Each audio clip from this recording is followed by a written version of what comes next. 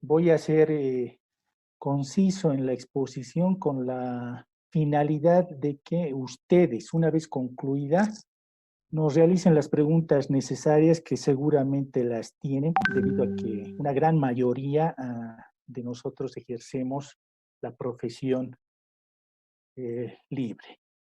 Voy a empezar con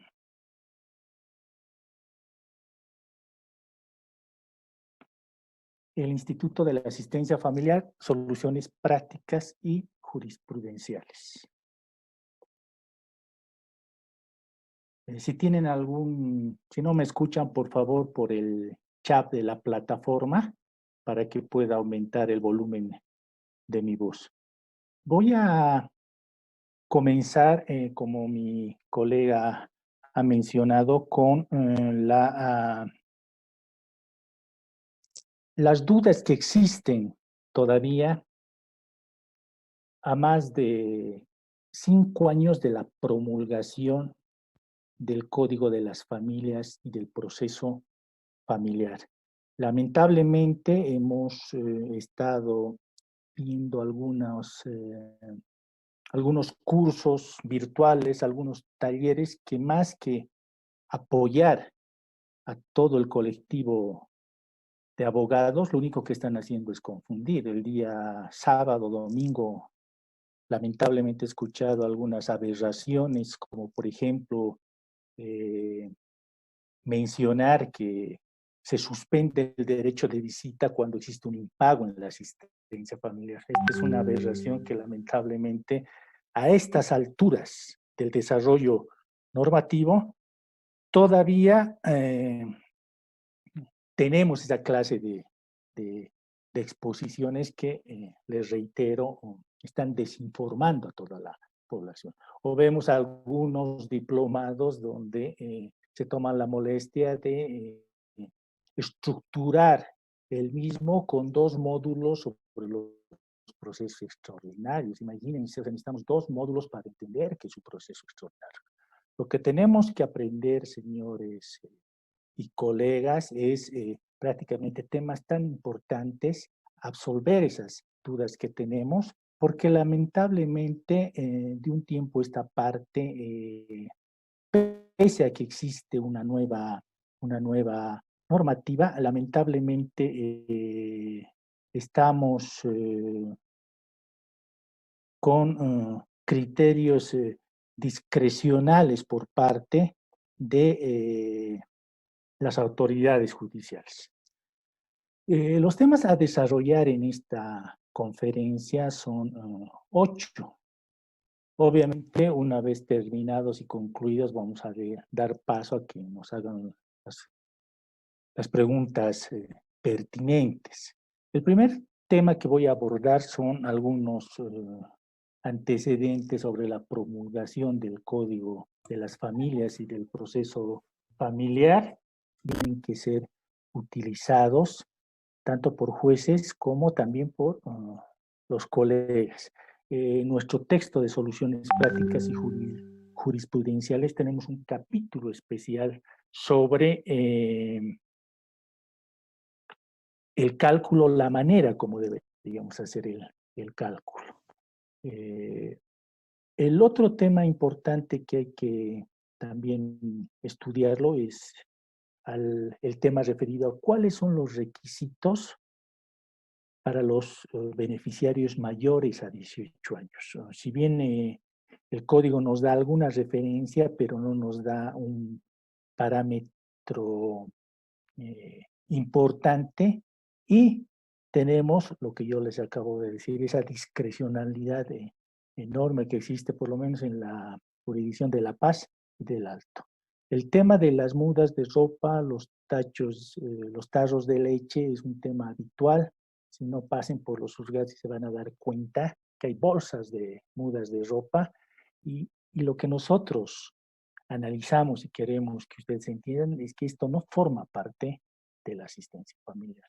Los gastos extraordinarios, lo propio, es un tema que solamente está establecido en el Código de las Familias y del proceso familiar de una forma muy general, Por ejemplo, no existe el procedimiento como tratar a los gastos reservados. Entonces, es importante que tomemos en cuenta algunos parámetros que precisamente la jurisprudencia nos ha dado.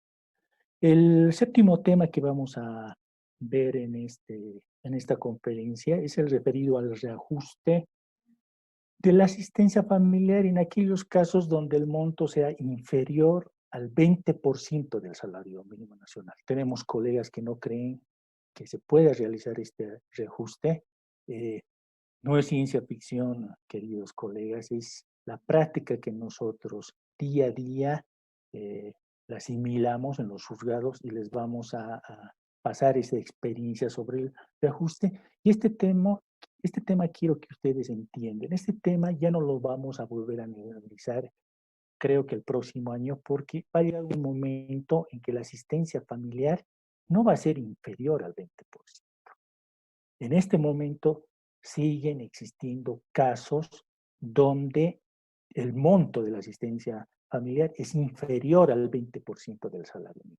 Por eso es importante comprender este tema, porque de aquí a unos años esta mecánica ya no va a ser utilizada por nosotros, ¿no? Y por último, quiero explicarles, y muchos confunden, que la asistencia familiar puede ser fijada a través de un proceso familiar propiamente dicho o a través de una medida de protección.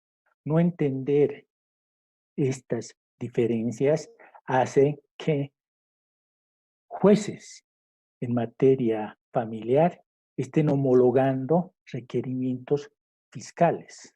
Todo una aberración y obviamente en contra de lo que establece el Código de las Familias y el mismo Código de Procedimiento Penal. Permítanme empezar con el tema referido a los antecedentes, porque esto nos va a servir para ver cuáles son las características de la principal fuente del Instituto de la Asistencia Familiar. Primero, empecemos diciendo que no hay un autor del Código de las Familias y del proceso familiar. Obviamente, a estas alturas del siglo XXI no podemos tal vez concebir que hay autores de compendios normativos, pero sí podríamos concebir que exista una cabeza que esté a cargo de una comisión. Y eso precisamente hace que el código o que cualquier disposición tenga el sustento necesario y no los errores que más adelante les vamos a plantear. Por lo tanto, cuando se ofrezca cursos, ya sea de cursos de especialización o maestrías, donde diga que el autor del Código de las Familias y del Proceso Familiar les va a transmitir sus conocimientos, prácticamente es una mentira, porque no existe. Nosotros hemos participado junto a mi colega Rodolfo Castro de la Comisión para la Modificación del Código de las Familias y del Proceso Familiar el año 2018. Y hemos estado y hemos compartido con los que supuestamente habían participado o supuestamente habían sido los autores y los cuales de propia vez nos han comentado que ellos prácticamente no habían tenido una participación total en la elaboración de este código. A lo mucho habían dado alguna sugerencia. Por lo tanto, ese es un primer punto. ¿Y eso nos lleva a qué? A que tanto el Ministerio de Justicia, la Asamblea Legislativa, la propia Iglesia Católica, como más adelante yo les voy a comentar, y las organizaciones sociales prácticamente han incluido algunos aspectos que han distorsionado, creo, la finalidad del Código de las Familias. Por eso es que existe un vacío en cuanto al Instituto de la Asistencia Familiar y de otros institutos que los voy a desarrollar. Empecemos mencionando, antes que me olvide, perdón, volviendo a este tema, concluimos que este código no tiene un autor, no ha tenido una cabeza como en el Código Procesal Civil, que todos los colegas sabemos quién, a la cabeza de quién estaba, de un profesional brillante, ¿no? Mientras que el Código de Familia del 72 sí tenía una persona encargada de su elaboración, que fue el doctor Hugo Sandoval Saavedra, un prominente profesional. ¿Cuáles son los errores del Código de las Familias y del proceso familiar? El primer gran error que nosotros hemos podido analizar es que este código cree que la familia es igual al matrimonio. Totalmente hay un desliz en esa afirmación, ¿no? La Constitución Política del Estado, en sus artículos 62, 64, 63 y siguientes, lo que protege es a la familia, no protege al matrimonio. Obviamente reconoce al instituto del matrimonio, que es diferente a proteger. Por lo tanto, pensar que la familia es igual al matrimonio es un desliz que lamentablemente tiene sus consecuencias, y eso lo vemos en los procesos de divorcio, donde existen dos audiencias innecesarias, una provisional y otra de ratificación. Estamos ratificando con el ánimo de ¿qué? De salvaguardar, según este antecedente, a la familia. Ya les he mencionado, la familia no es igual al matrimonio. Otro error que hemos podido encontrar en el Código de las Familias y el proceso familiar es el establecido en el artículo 212 del Código de Referencia, que establece que la guarda va a ser otorgada en función al interés moral y material. Por si acaso, queridos colegas, esta redacción del 202 es una copia de la anterior Constitución Política del Estado y del anterior Código de Familia.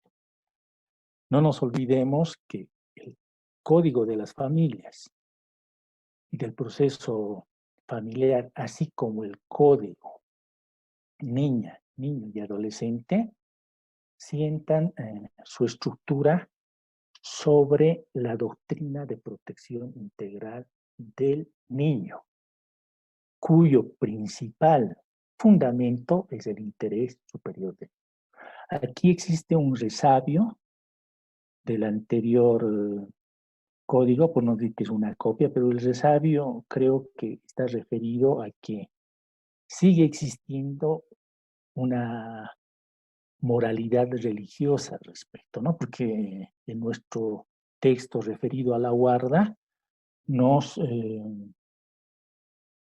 tocamos los puntos de que entendemos por moralidad y por material aspectos totalmente ajenos a los factores verdaderos para otorgar la guarda, que es la guarda, perdón, que en realidad es el interés superior del niño. Otro error que todos los colegas que estamos en la profesión libre hemos podido encontrar es que el artículo 421 nos establece que la división y partición de bienes gananciales es un proceso ordinario, pero al mismo tiempo nos dice, excepto cuando se lo tramite en el divorcio. ¿Cómo se lo tramita en el divorcio? Como un incidente. Por lo tanto, al tener esa cualidad de ser un proceso ordinario, estaríamos tramitándolo en un proceso extraordinario a través de un incidente. Hay casos donde no se define la calidad de los bienes, si son comunes o si son propios. Por lo tanto, tratarlo en un incidente a nosotros nos parece una aberración. Otro desacierto del Código de las Familias y del proceso familiar es el referido a que se establece que la revocatoria de la guarda va a surgir ante un incumplimiento por parte del progenitor del régimen de visitas. Un desliz prácticamente de esta normativa en el sentido en que lo que ha querido el legislador es sancionar al progenitor que interfiere en las visitas. Pero ¿cómo lo ha querido sancionar? Revocando la guarda. Cuando uno revoca la guarda, no se sanciona al progenitor que interfiere en las visitas. Lo que se hace es, en realidad, afectar al niño. Por lo tanto, creemos nosotros que este es un desacierto que ha cometido el legislador porque de por medio está el interés superior del niño. La legislación argentina al respecto para sancionar el, para sancionar la interferencia de las visitas penaliza. Existe una tipificación al respecto sobre el incumplimiento, sobre la interferencia en el régimen de visitas. También existen sanciones pecuniarias.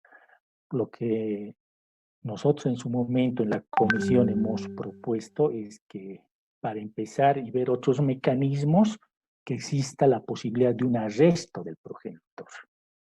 Entonces es un tema que todavía lo debemos debatir. Otro tema, otro desliz, otro error incluido en el Código de las Familias y del proceso familiar es no haber incorporado un procedimiento para aquellos obligados que una vez que cumplan los 6 meses de apremio, obtengan su libertad y sean pasibles a un nuevo mandamiento. Entonces, lamentablemente nos tenemos que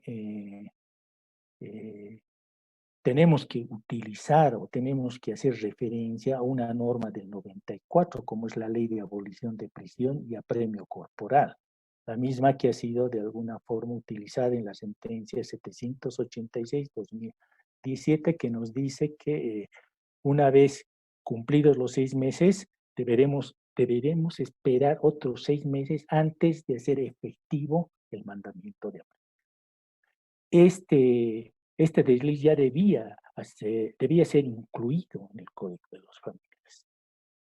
Obviamente no podríamos solamente desarrollar temas negativos acerca de un compendio normativo sin ver también sus aciertos, sus aspectos positivos. El primer aspecto positivo es que tenemos una propia norma adjetiva referida al derecho de la familia. Ese es, yo creo, uno de los más importantes logros de este código.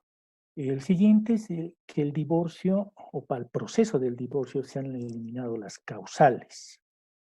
Yo creo que este es el aspecto, tal vez, que ensombrece todos los errores que yo les he planteado.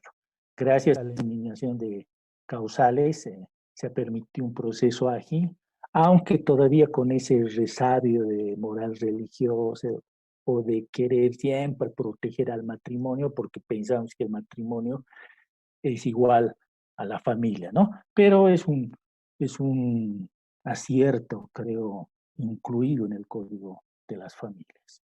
Los dos aspectos positivos están relacionados sobre la asistencia familiar. El haber incluido un techo mínimo, como es el 20% del salario mínimo para la asistencia, yo creo que también es un aspecto que hay que valorarlo.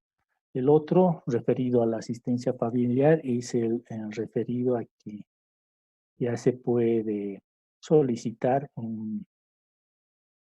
una asistencia familiar para mujer embarazada en aras de esa protección que debe haber hacia la familia, es decir, hacia los hijos. Esos son los aspectos positivos y negativos. Obviamente tenemos muchos más elementos negativos como muchos más elementos positivos, pero por cuestiones de tiempo y por cuestiones de materia que estamos desarrollando, tampoco las vamos a exponer. ¿Qué ha permitido que no tengamos una cabeza o una comisión que realmente estructure el código de las familias y del proceso familiar?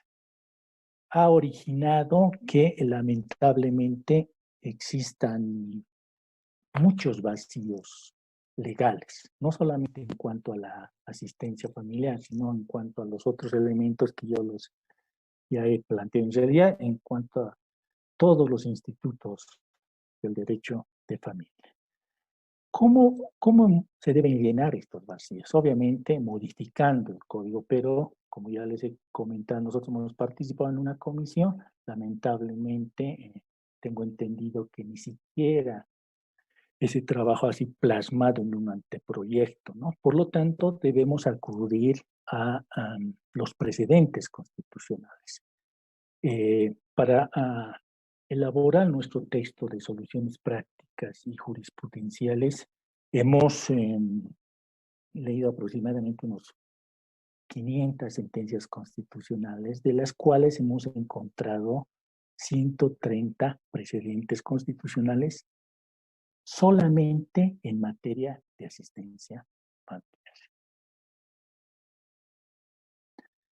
Una de ellas, y una de las que generalmente se ha utilizado y de las primeras referenciales a la asistencia familiar, es la que nos permite responder la pregunta: ¿desde cuándo ocurre la asistencia familiar en un acuerdo transaccional? Obviamente corre desde la suscripción del acuerdo. Si ustedes se fijan en la pantalla, la primera sentencia referida al respecto es del 2012, es decir, 2 años antes de la promulgación del Código de las Familias y del proceso familiar.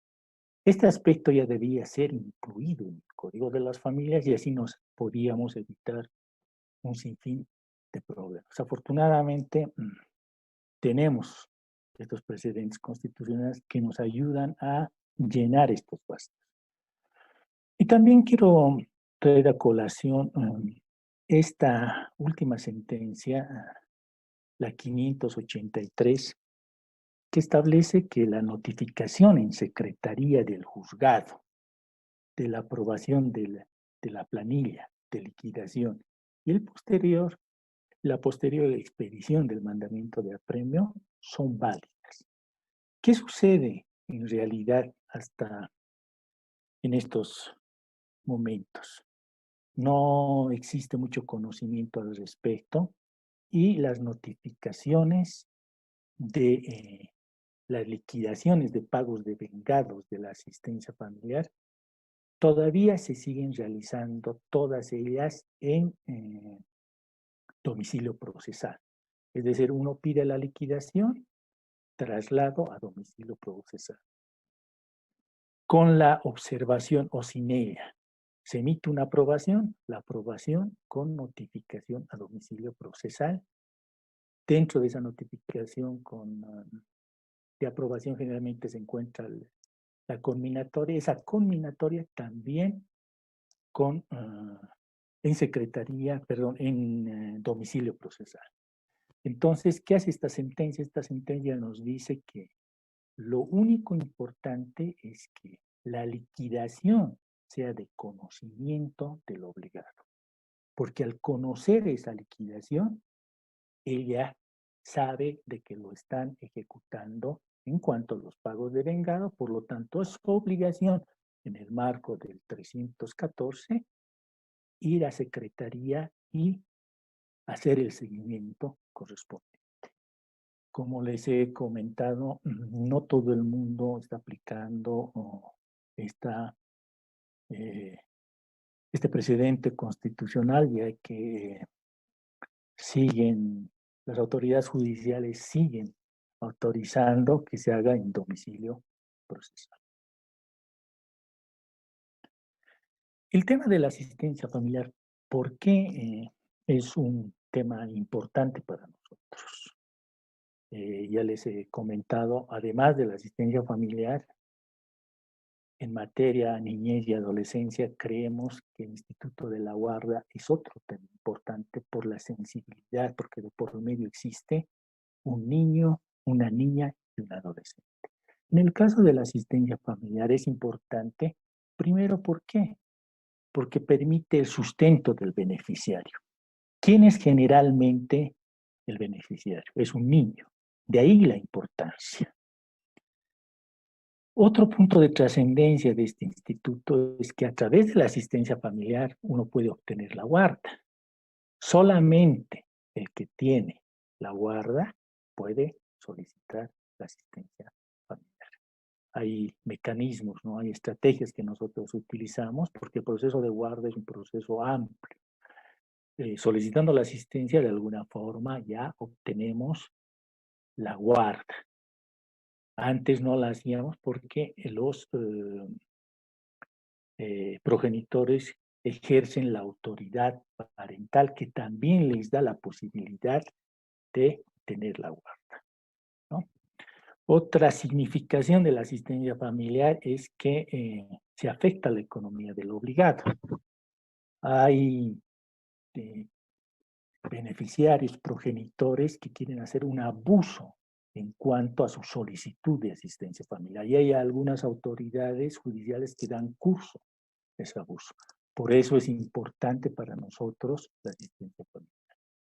El último punto de trascendencia de la asistencia familiar es que esta afecta la libertad del obligado si éste no cumple con sus obligaciones. Lo hace a través del apremio de 6 meses. Por lo tanto, un abogado debe estar preparado también en temas referidos a las acciones de defensa, en este caso a la acción de libertad. De ahí la importancia de este tema. Sin ánimo de ser una conferencia muy básica de pregrado, aunque tengo entendido que estos temas prácticamente no los ven, solamente los toman en cuenta como referencia. Es importante mencionar cuáles son los componentes de la asistencia familiar. Porque una vez identificados estos componentes, nos van a permitir solucionar problemas como, por ejemplo, los gastos extraordinarios, ver si realmente cumplen o no esa funcionalidad. ¿Qué es la asistencia familiar? El artículo 109 nos da una definición muy clara en el sentido de que la asistencia familiar es el conjunto de recursos económicos o en especie. Eso quiero que ustedes entiendan. O en especie. ¿Destinados a qué? A la alimentación, a la salud, a la educación, a la vestimenta, a la recreación y a la vivienda. No se olvide, conjunto de recursos económicos o en especie destinados a estos áreas. O sea, tenemos de la asistencia familiar 6 componentes. Eso nos dice el artículo 109. Pero además existe un precedente constitucional en la sentencia 140 que determina que además de estos componentes, la seguridad social también forma parte de la asistencia familiar. ¿Cómo? A través de lo que se denominan las asignaciones familiares en el marco de la seguridad social de corto plazo. Estamos hablando de prestaciones en especie, que son los subsidios de prenatalidad, lactancia y de natalidad, que ascienden a un monto de 2.000 bolivianos. En nuestro texto explicamos con detalle la forma como solicitar. El artículo 111 hace referencia al subsidio de familia, aunque con un término erróneo, pero este subsidio de familia es a lo que nosotros llamamos la seguridad social de corto plazo. Cuando hablamos de la asistencia familiar en especie, nos estamos refiriendo a estos subsidios. Y eso quiero que quede bien claro porque se malinterpreta la asistencia familiar en especie, dando tarros de leche, mudas de ropa, como más adelante yo voy a explicar. Entonces, la asistencia familiar, al ser también dada en especie, se refiere a estas prestaciones como, les reitero, el subsidio de prenatalidad, lactancia y de natalidad, que ascienden a un valor de 2.000 bolivianos.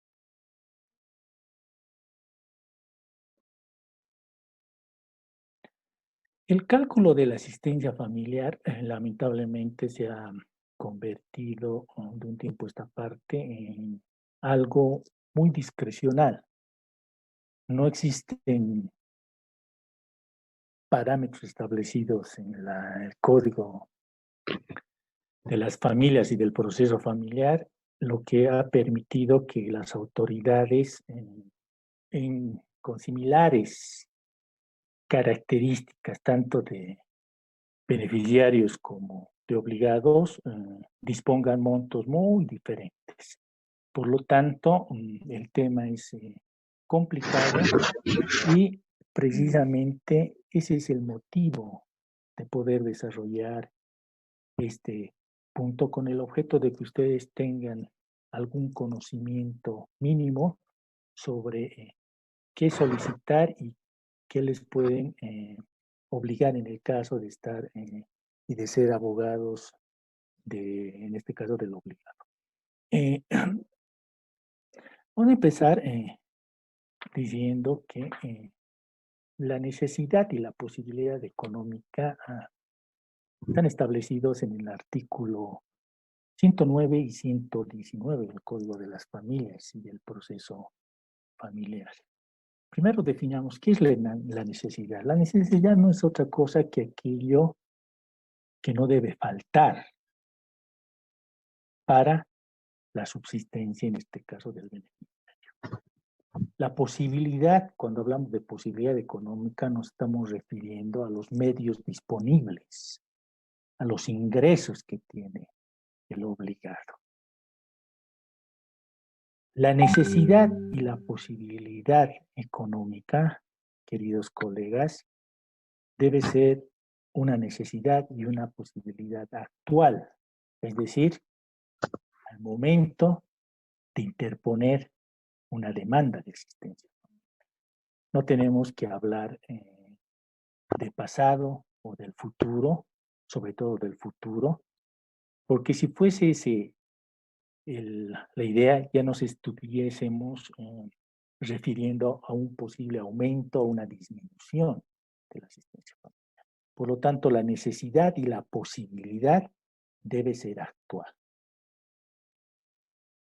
También debemos partir de que para el cálculo de la asistencia familiar, el artículo 116 del Código de Procedimiento, perdón, del Código de las Familias y del Proceso Familiar, nos establece que existe una presunción a que los progenitores se encuentran en condiciones económicas adecuadas para hacerse cargo de la asistencia familiar, salvo prueba en contrario.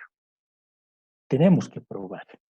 Cuando nosotros somos abogados de los obligados, tenemos que probar la imposibilidad económica de nuestro cliente. Lo bueno para el cálculo de la asistencia familiar es que existe un techo mínimo. Ese es el único parámetro existente. El juez en materia familiar no puede disponer una asistencia menor al 20%, que obviamente ayuda, pero necesita de otros elementos que le permitan hacer ese equilibrio entre necesidad y posibilidad económica. Ese equilibrio es el que va a generar el cálculo de la asistencia familiar. Sobre la necesidad tiene que ser una necesidad básica, no suntuosa, tiene que ser una necesidad racional. Y no lo digo yo, lo dice un precedente constitucional establecido en la sentencia 140/2018. Por lo tanto, aquellas personas que quieren o que crean que su necesidad está, no cubre lo básico, quieren aprovecharse, creo que con esta sentencia tenemos clara de cuál debe ser la necesidad. La asistencia familiar no tiene que ser un medio para solicitar sumas elevadas. Por eso es precisamente que esta sentencia nos dice que tiene que ser una necesidad básica. El estándar de vida no influye, por si acaso, en las necesidades. Una vez divorciados o habiendo desvinculado la unión libre, no puede ser pues pretexto decir que yo tenía cuando estaba en matrimonio o cuando vivía en unión libre un estándar de vida que no me lo pueden quitar ahora que estoy solicitando la asistencia. Ese no es un argumento. Y eso está en la sentencia constitucional 106. Por el lado de la posibilidad económica, existe la sentencia 23/2017 que dice que el privado de libertad no tiene las mismas condiciones de generar recursos que uno que tiene la libertad, lo que amerita que no tiene una posibilidad económica similar a cualquiera de las personas. En su caso, lo que se hace cuando existe sentencias ejecutoriadas por delitos mayores a 20 años o a 30 sin derechos sin indulto es pedirlas esas. Y ahí se tiene que recurrir por orden de prelación al siguiente obligado. Entonces son casos que hay que analizarlos a detalle. Estos son algunos parámetros en nuestro texto de soluciones prácticas y jurisprudenciales en el proceso de asistencia familiar. Tocamos este tema en un capítulo. Por lo tanto, les sugiero que puedan hacer una revisión más pormenorizada sobre este tema que es importante. Otra de las preguntas que siempre surgen en la profesión independiente es cuáles son los requisitos para otorgar la asistencia familiar a mayores de 18 años.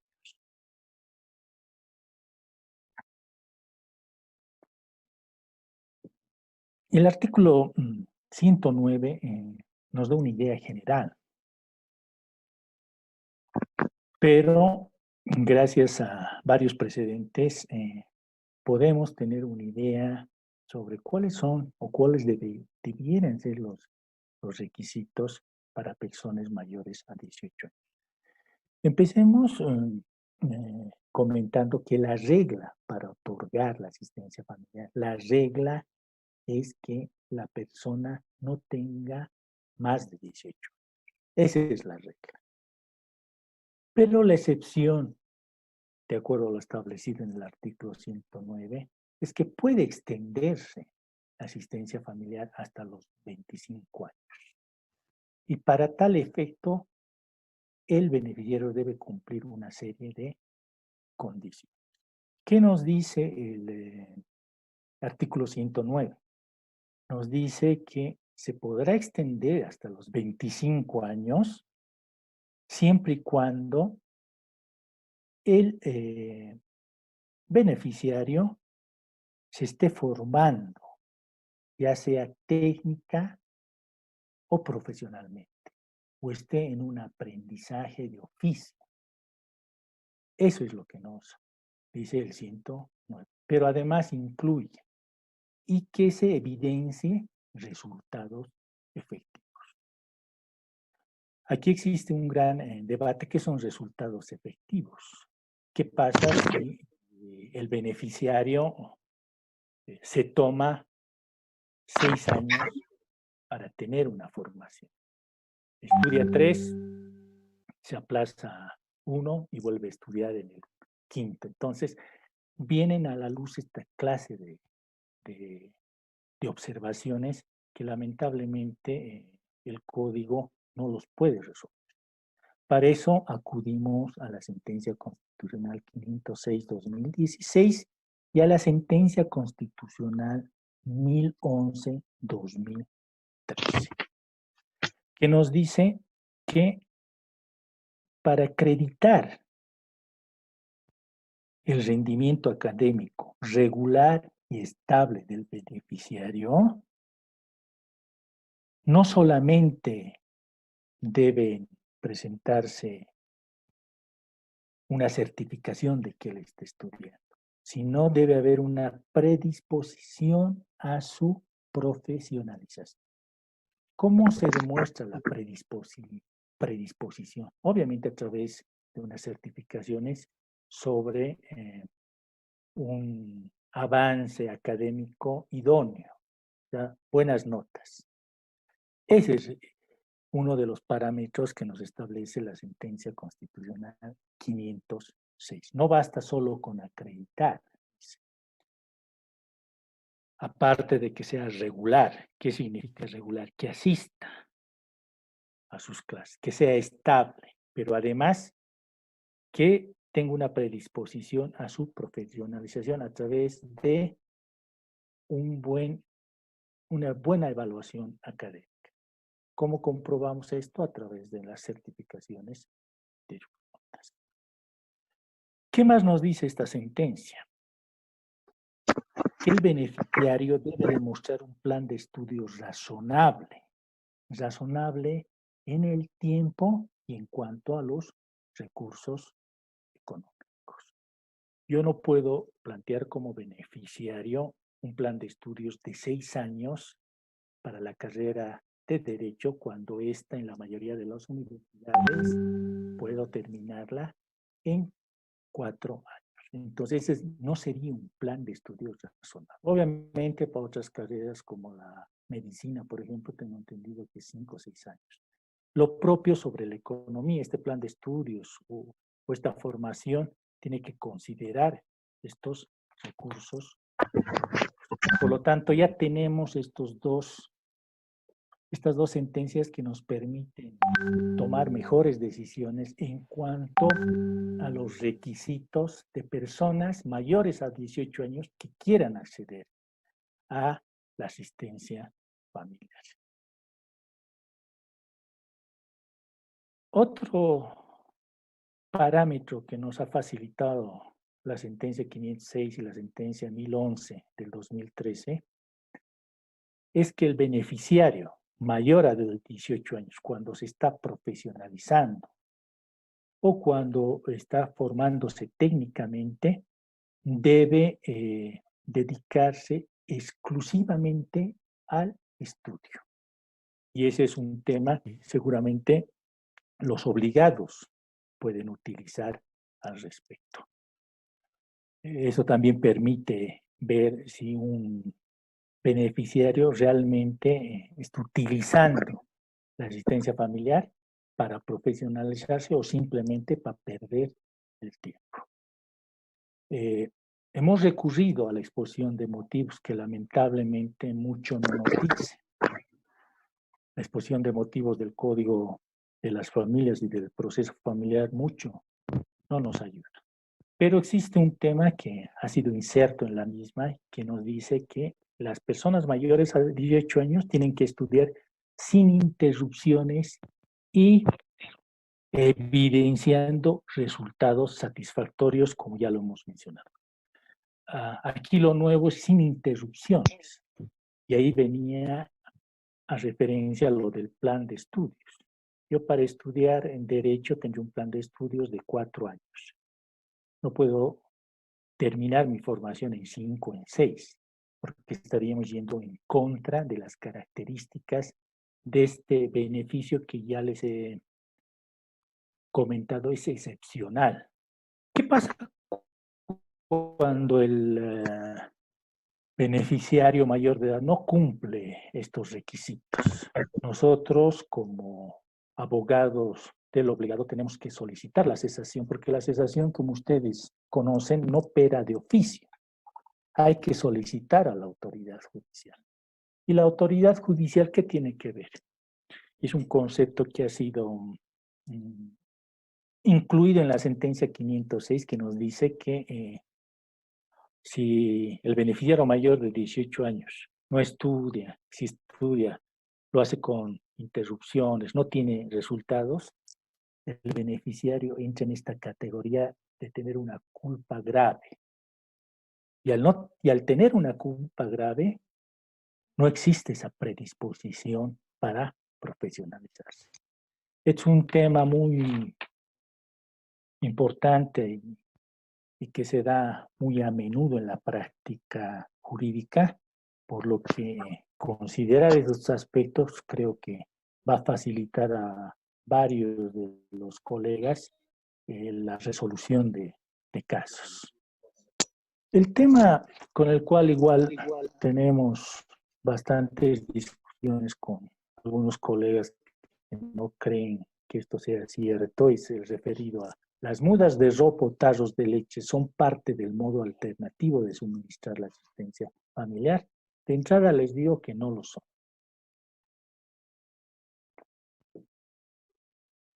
Debemos entender, queridos colegas, que la asistencia por regla debe ser suministrada en dinero y eso tiene que ser tomado muy en cuenta.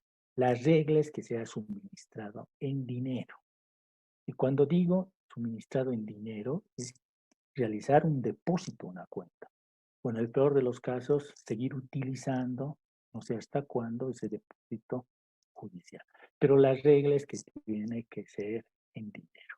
Y la excepción es en especie, porque no se olviden que el 109 ya les he realizado una conceptualización que nos establece que la asistencia puede ser otorgada en dinero o en especie. Cuando nos referimos a especie, ya les he dado el ejemplo de las asignaciones familiares. Esos son los casos referidos a especie. Pero además, cuando nos referimos a suministrar la asistencia familiar en especie, debemos hacer uso de lo que establece el artículo 119 del Código en relación al modo alternativo de suministrar la asistencia familiar. Cuando el artículo 119 habla de este modo, se está refiriendo a la asignación de asistencia familiar en modo especie. Y para eso hay que cumplir una serie de condicionamientos. Primero, las condiciones socioculturales y económicas, la aceptación del obligado. El obligado tendría que aceptar y decirle al juez, sí, acepto que se me otorgue en especie, y la temporalidad, porque ya les he reiterado, la regla es la otorgación en dinero y la excepción es en especie. Las mudas de ropa o tarros de leche de ninguna forma se asemejan a un modo alternativo de suministrar la asistencia familiar. Primero, porque no están dentro del Código de las Familias. Después, porque no son un modo alternativo de suministrar asistencia familiar, porque no cumple esas condiciones socioculturales. El hecho de que yo vaya a comprar un tarro de leche se supone que hace que yo tenga ya los recursos necesarios, por lo tanto, no estaría cumpliendo con esta condición. La aceptación del obligado, generalmente la autoridad obliga, porque si el obligado aceptara, ya no sería parte de una asistencia familiar, sería parte del afecto personal. En realidad, otorgar mudas de ropa, tarros de leche y todo lo que requiere el beneficiario, fuera de la resolución de asistencia familiar, se considera un afecto personal que no debe ser incluido en la resolución. Esto lamentablemente tiene su origen en una interpretación errónea del anterior Código de Familia cuando se refería al modo subsidiario. Los gastos extraordinarios. Los gastos extraordinarios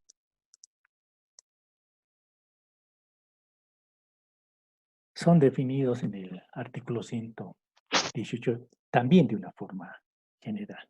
De hecho, no existe un procedimiento para solicitar, y yo les voy a facilitar en esta exposición cuál es la sentencia y cuál es la forma correcta de tramitar los gastos extraordinarios. Dentro de toda esa asistencia familiar, muchas veces existen necesidades que no están incluidas. Estas necesidades las vamos a llamar gastos extraordinarios, que son o que surgen de necesidades emergentes, imperativas, ineludibles del beneficiario. Los gastos extraordinarios son indeterminados, son inexcusables, son imprevisibles, no pueden prescindirse los gastos extraordinarios, no tienen periodicidad y cada caso necesita un análisis propio, porque lo que para mí puede ser un gasto extraordinario, para otra persona puede ser un gasto ordinario. Esa es una labor de la autoridad judicial. Las características, ya les he dicho, no pueden generalizarse. No existe cuestiones que se incluyan como necesariamente como gastos extraordinarios. No tienen periodicidad. En un año puede haber un gasto extraordinario o en 10 no puede haber ninguno. Necesita el consentimiento de los progenitores. Si no existiera el consentimiento de los progenitores, tenemos que acudir a la vía judicial. El pago de los gastos extraordinarios en el marco de lo que establece la Constitución Política del Estado y el Código de las Familias y del Proceso Familiar será en un 50% para cada uno de los progenitores. No tiene apremio. No podemos emitir ante su incumplimiento o solicitar al juez que se emita el mandamiento de apremio. Al no tener el mandamiento de apremio, lamentablemente el cobro es muy difícil de realizarlo. ¿Cuáles son los gastos extraordinarios, si bien más comunes? Pero les reitero, eso va a depender de cada caso. Los gastos extraordinarios más comunes son la compra de lentes, ya que estos no están incluidos dentro del componente de salud, porque la salud pública no te puede facilitar. Lo propio, la seguridad social, aquellos que están afiliados, no te proveen los lentes. Los brackets, los tratamientos de ortodoncia, también se pueden considerar gastos extraordinarios. ¿Qué no se considera gastos extraordinarios? Las clases de inglés, las clases de fútbol, algunos medicamentos que no combaten enfermedades graves y que son otorgados por el sistema de salud universal.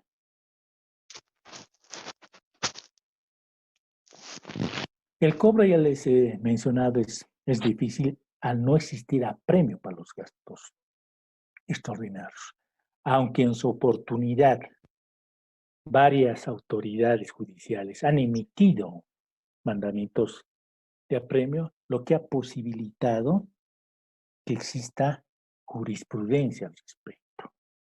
La jurisprudencia sobre el procedimiento está establecida en la Sentencia Constitucional Plurinacional 974-2007. ¿Qué nos dice este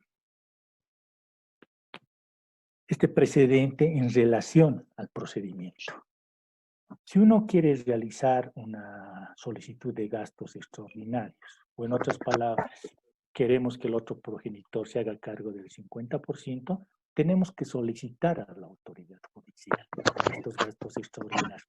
Y si hemos realizado ese gasto, debemos adjuntar la factura o cualquier informe o cualquier documento que nos valide ese gasto. ¿Qué va a hacer el juez? El juez lo que hace es correr en traslado al otro progenitor y el progenitor seguramente analizará si es que él está de acuerdo.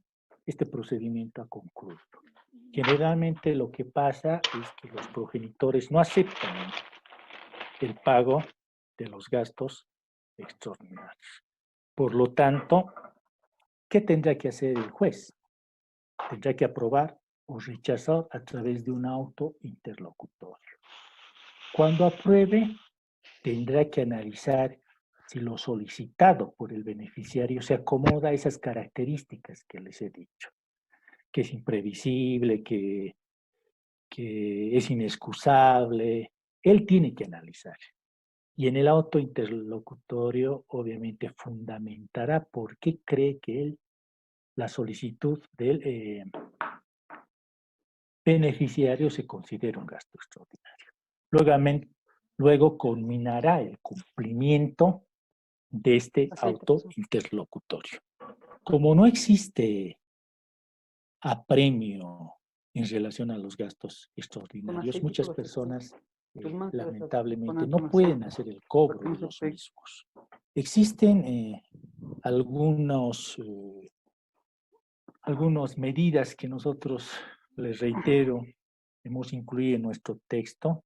Por ejemplo, pueden solicitar medidas cautelares patrimoniales. El cobro de estos gastos extraordinarios va a depender del patrimonio del obligado. Se puede pedir medidas cautelares patrimoniales que están incluidas en el Código de las Familias y del Proceso Familiar, como embargo, secuestro de bienes, retención de fondos financieros. Esa es la forma en que podemos cobrar estos gastos extraordinarios. Pasando al tema 7, referido en qué consiste el reajuste de la asistencia familiar de acuerdo al 20% del salario mínimo. Igual es un tema que lamentablemente algunos colegas no entienden y bueno, están asesorando de una forma inadecuada. Ya nos han comentado que prefieren ellos solicitar un aumento o realizar una demanda de aumento de asistencia familiar a realizar el ajuste. Prácticamente esa estrategia es pésima y hay una diferencia que yo les voy a mostrar, sobre todo en cuanto al beneficio económico que puede obtener el beneficiario. El reajuste al 20% del salario mínimo nacional, queridos colegas, no es lo mismo al reajuste automático establecido en el Código de las Familias, que por cierto nadie lo utiliza, tampoco yo lo utilizaría, porque no es lo mismo el porcentaje de aumento del salario que solicitar directamente un incremento, un aumento de salario. Ahí los valores relativos con los absolutos son totalmente diferentes, lo que no beneficie, en este caso, a los comprendidos dentro de la asistencia familiar. ¿Cómo surge este reajuste al 20% del salario mínimo nacional? Surge a través de un instructivo emitido por el Tribunal Supremo de Justicia, el instructivo 009-2015, que se los voy a leer textualmente la última parte, que dice que los jueces de oficio deben proceder al reajuste del monto de la asistencia familiar en todos los casos en los que el actual monto sea inferior al 20%. Este tema que estamos desarrollando ha sido prácticamente explotado, si quiere decirse, por mi colega el doctor Castro, que desde el 2015 ha estado realizando, innovando en sus estrategias para el cobro efectivo del reajuste. La base para realizar este reajuste es el instructivo 09 y también el Código de las Familias y del Proceso Familiar en su disposición transitoria segunda, que establece que el código tendrá vigencia a partir de noviembre del 2014. ¿Por qué les comentó al principio que esta explicación ya no va a ser coherente de aquí a 1, tal vez 2 años? Porque se supone que todos los montos de las asistencias familiares van a ser iguales al 20% del salario mínimo o superior. Este tema se da en casos donde todavía no ha existido ese reajuste en casos archivados o en casos donde no existe el conocimiento necesario. Para realizar este ajuste tenemos que tomar dos presupuestos. Primero, que el actual monto fijado sea inferior al porcentaje antes señalado. Es decir, si nosotros queremos hacer el reajuste, el monto ya determinado por el juez tiene que ser inferior a 424 o al porcentaje del salario mínimo de años anteriores. No funciona este reajuste cuando existen beneficiarios que quieren dividir ese monto por el número de hijos. Ahí no funciona, ¿no? Ahí lo que tienen que hacer es realmente, como decían los colegas que no creen en esto, realizar una demanda de aumento de asistencia familiar. ¿Cuál es el segundo presupuesto? Es que no existe una aprobación de la liquidación por parte de la autoridad judicial. Y esto tiene fundamento porque imagínense, ya existiendo una aprobación, pedir un reajuste generaríamos un caos en la administración de justicia. Para que ustedes me entiendan, me permití realizar este pequeño ejemplo que, recalco una vez más, es producto de la estrategia del doctor Castro y que, queridos colegas, ya no se va a poder utilizar, yo creo, de aquí a un año y medio, porque todas las asistencias familiares van a ser superior o iguales al 20% del salario mínimo nacional.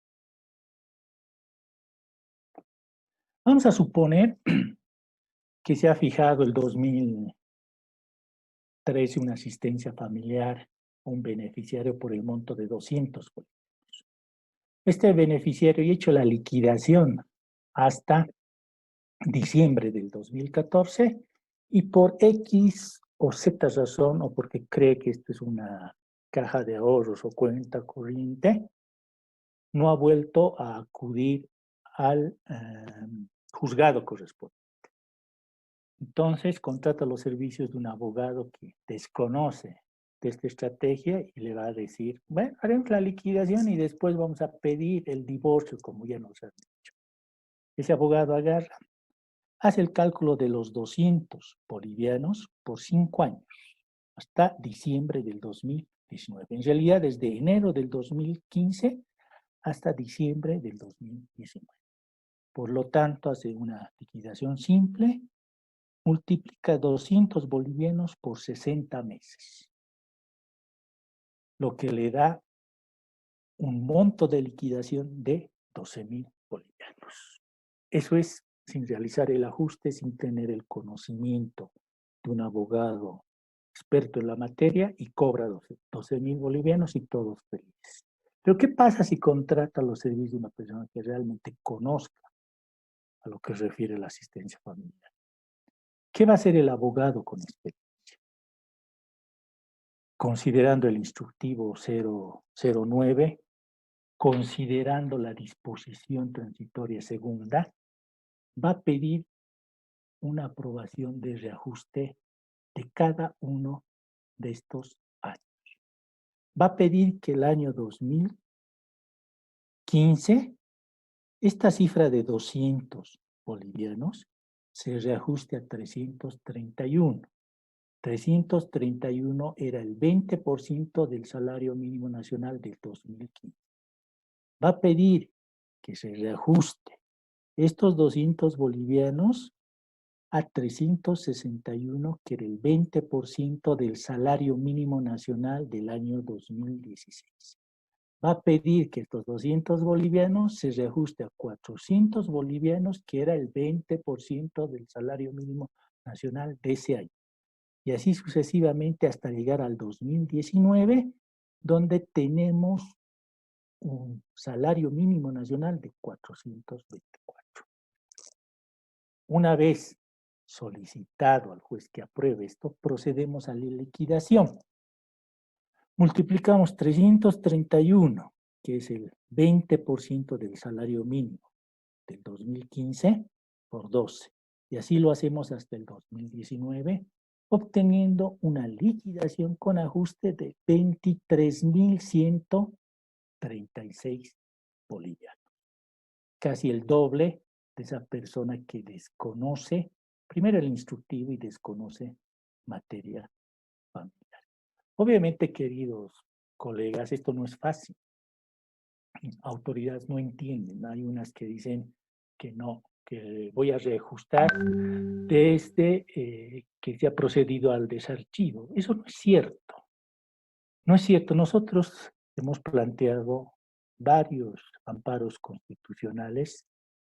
La mayoría se encuentra todavía en revisión en Sucre. Nos han concedido la tutela.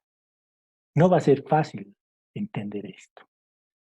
Se va a ampliar el proceso de liquidación por algunos meses. Es cuestión de paciencia y es cuestión de ver esta diferencia entre estos dos montos. Estos montos, por si acaso, queridos colegas, son, si bien el proceso no es para nada, este reajuste no es para nada una ficción, estos montos se quedan cortos a los que en su momento nosotros hemos analizado, porque hay liquidaciones de hace 15, 8 años, 10 años con montos mucho mayores.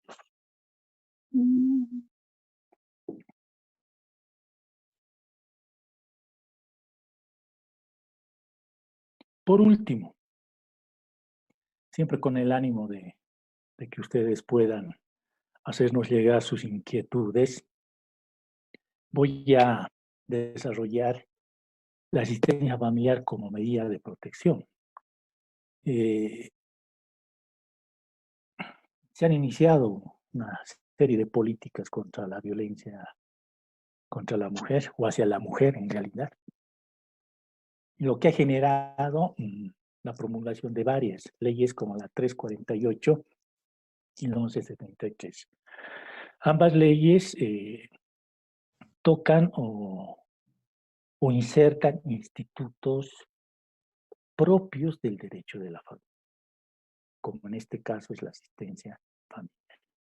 Quiero hacerles una diferenciación porque si bien nosotros, sobre todo los que estamos exponiendo, nos dedicamos íntegramente al derecho de la familia, niñez y adolescencia, no estamos exentos de ver algunos temas relacionados, no directamente con el derecho penal, sino relacionados, lo que nos ha hecho posible hacer este análisis.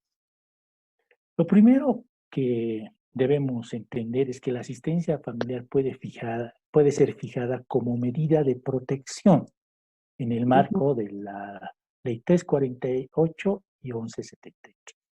Pero también la asistencia familiar puede ser fijada como parte de un proceso familiar propiamente dicho, el cual ustedes ya lo conocen. ¿Cuál es la finalidad de la asistencia familiar fijada como medida de protección? La finalidad es obviamente interrumpir los hechos de violencia, proteger el derecho a la vida, a la integridad física, sexual, psicológica de la mujer o también del varón. Esa es la finalidad de la asistencia familiar fijada como medida de protección. Como parte de un proceso familiar propiamente dicho, la asistencia familiar, ustedes conocen cuál es su familia, cuál es su finalidad, el sustento del beneficiario. ¿Cuál es la jurisdicción? La jurisdicción de una medida familiar como medida de protección es la jurisdicción penal. Por el otro lado es la jurisdicción familiar. ¿Cómo se accede a una medida de protección referida a la asistencia familiar? Se accede a través de una denuncia penal. ¿Cómo se accede a la asistencia familiar en un proceso propiamente dicho? Se accede a través de una demanda de asistencia, ya sea para solicitar o para homologar, pero es una demanda de asistencia familiar, una demanda dentro de un proceso. ¿Cuáles son las consecuencias de la asistencia familiar como medida de protección? cuando uno no cumple esta medida de protección, según lo establecido en el, permíteme, según lo establecido en el artículo 399 del Código de Procedimiento Penal, las consecuencias de no haber cumplido es una detención preventiva de 3 a 6 días. ¿Cuál es la consecuencia de la asistencia familiar cuando uno incumple en el pago? Y ustedes conocen ese premio. La asistencia familiar, cuando es fijada como medida de protección, obviamente es fijada en un ambiente pues de premura para el juez, ya que éste no tiene todos los elementos y además que desconoce del instituto propiamente dicho de la asistencia. Por lo tanto, ¿cuál debería ser el parámetro que debería utilizar el juez de instrucción penal? El único parámetro que nosotros hemos visto conveniente es el parámetro que la asistencia no sea menor a ese techo mínimo, es decir, al 20% del salario mínimo nacional. ¿Cuáles son los beneficiarios en una medida de protección? Son obviamente lo que establece la norma, los hijos, las hijas y la mujer. En nuestro texto de alguna forma nos hacemos la burla y decimos la mujer de quién. Obviamente que se trata de la cónyuge porque tenemos que hacer referencia al código de las familias y del proceso familiar. ¿Por qué hago esta diferenciación, queridos colegas? Porque si bien la ley 1173 ha establecido que el único que puede disponer la asistencia familiar es el juez de instrucción en materia de violencia hacia las mujeres. ¿Por qué es importante ver este tema? Porque van a salir y siguen saliendo a la luz casos donde el representante del Ministerio Público, a través de un requerimiento fiscal, determinaba la asistencia familiar. Y estos requerimientos, en varios casos, han sido presentados al juez público en materia familiar para que homologue ese requerimiento. Aspecto totalmente alejado de la ley, lo que ha ocasionado que nosotros en su momento interpongamos una exención de incompetencia. El juez público en materia familiar no puede homologar requerimientos fiscales. El único que homologa ese tipo de requerimientos de medidas de protección es el juez en materia penal.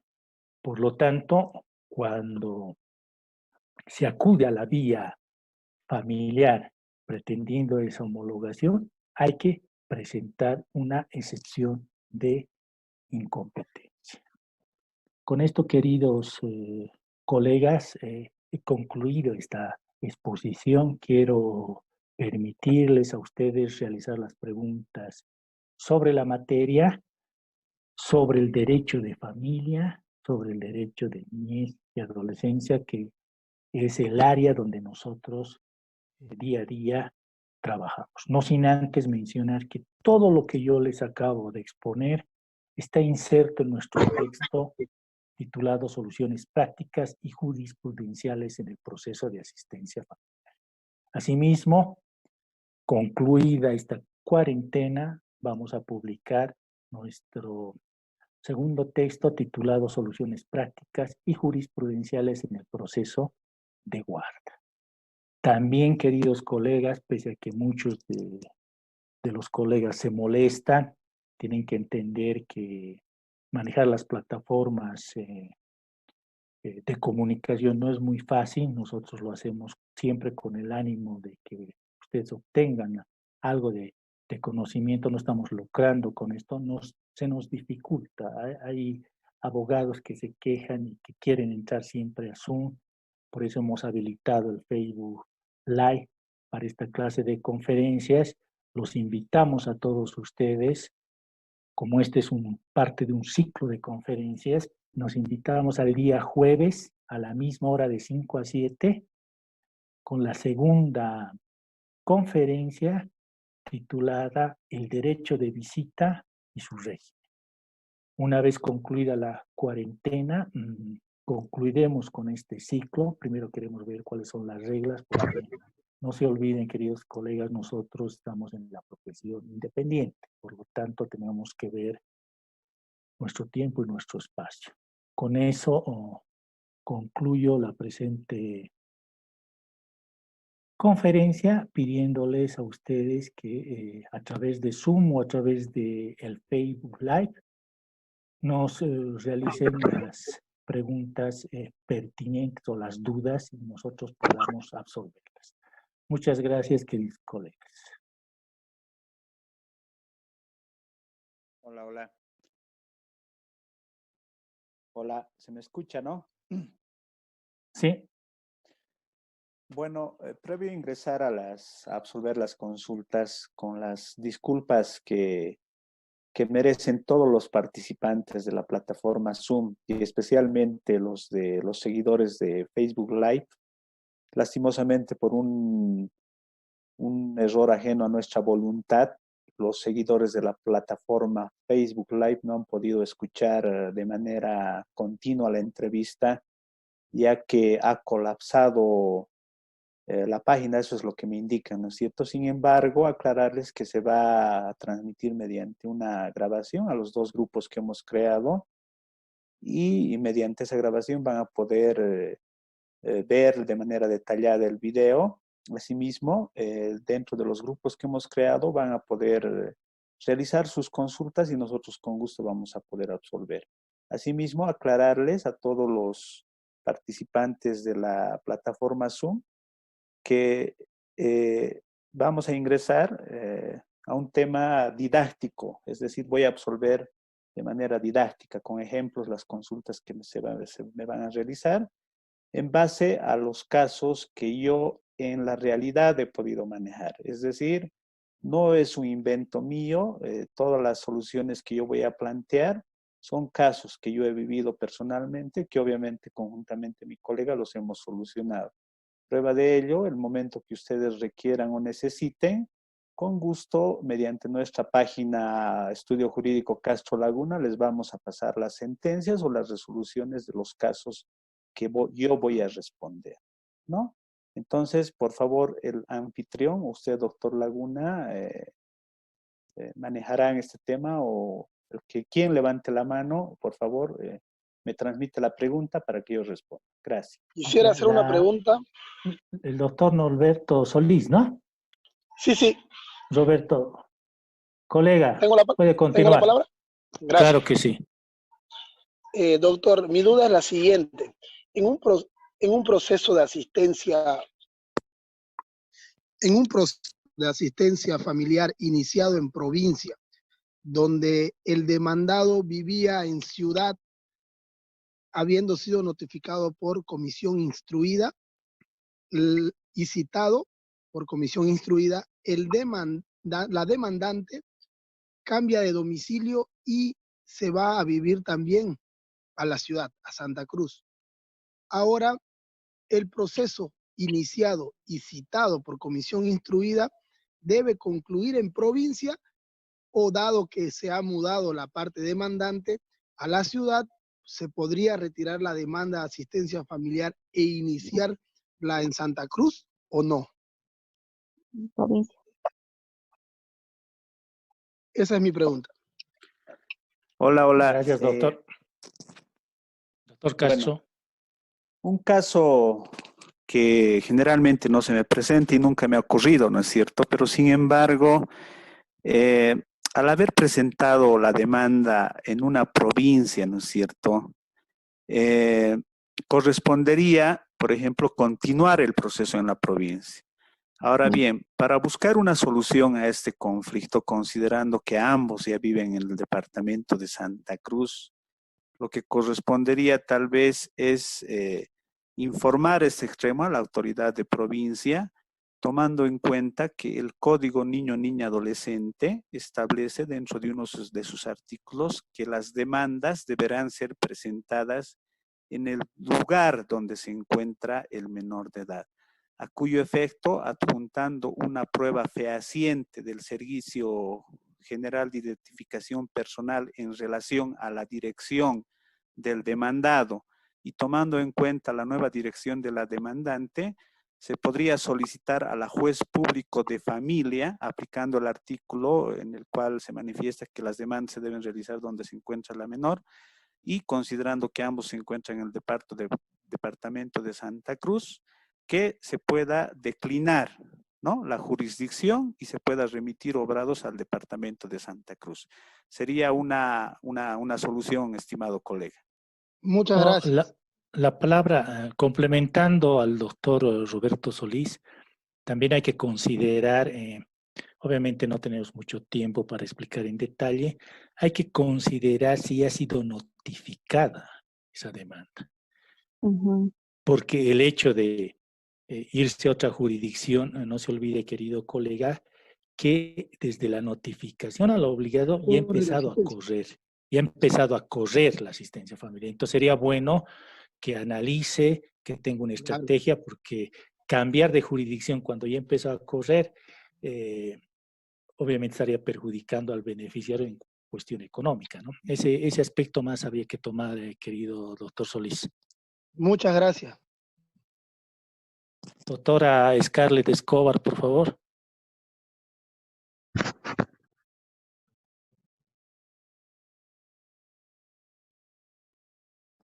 Hola, doctora, tiene la palabra.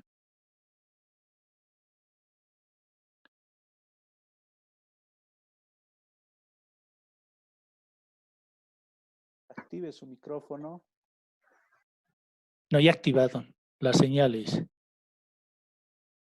Mientras tanto, para ganar tiempo, doctor Rodolfo, hay una pregunta que dice, se la voy a leer, de la doctora María Eugenia Vázquez, que dice: buenas tardes, ¿cómo debe fallar el juez en caso de que no se puede establecer el ingreso del obligado?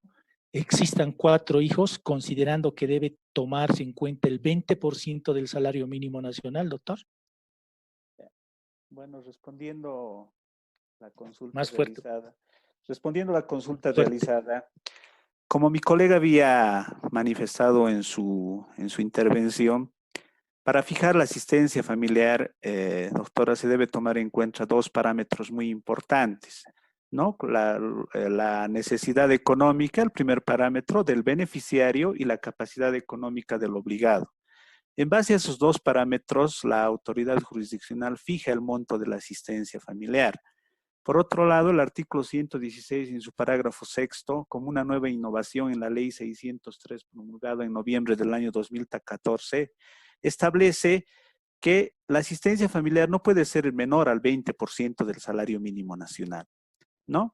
Entre otras cosas, establece que si existe más de un beneficiario, es decir, más de un hijo, la asistencia familiar será modulada por la autoridad en base a las necesidades y a la capacidad económica de obligado.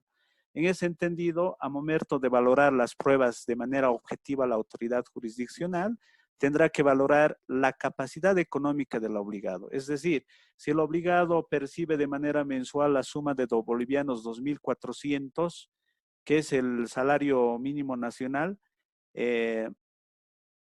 establecido por ley, entonces no podrá fijar por hijo el 20% del salario mínimo nacional, ya que sería contraproducente y estaríamos afectando prácticamente los ingresos del obligado, ¿no es cierto? Porque se quedaría sin un centavo, así como decirlo vulgarmente. Además, debemos considerar que este obligado puede tener otra familia y otros hijos que mantener. Entonces, lo correcto sería que el juez tome en cuenta la capacidad y necesidad económica capacidad del obligado y necesidad económica de los beneficiarios, y no corresponde fijar por hijo el 20% del salario mínimo nacional. Doctor Marcos Gallegos, por favor. Su consulta. Sí, buenas noches y felicidades por el curso. Tengo una consulta, doctores. ¿Existe algún óbice si mi clienta quiere demandar asistencia familiar, pero en realidad ellos ya se encuentran separados. Es más, ella le ha pescado infidelidades a su marido. Ha habido hasta violencia física, tenemos registro de todo eso, pero es primordial conseguir una asistencia familiar para sus 3 hijos. No sé si va a haber algún óbice que en la audiencia donde el demandado diga que debería demandar el divorcio porque ha admitido la infidelidad y todo. Esa es mi pregunta, doctor. Gracias, doctor. Perfecto, doctor Marco Gallegos. Respecto a su pregunta, la ley 603 establece que la asistencia familiar surge ante la necesidad, ¿no es cierto?, de las personas vulnerables, que en este caso son los beneficiarios.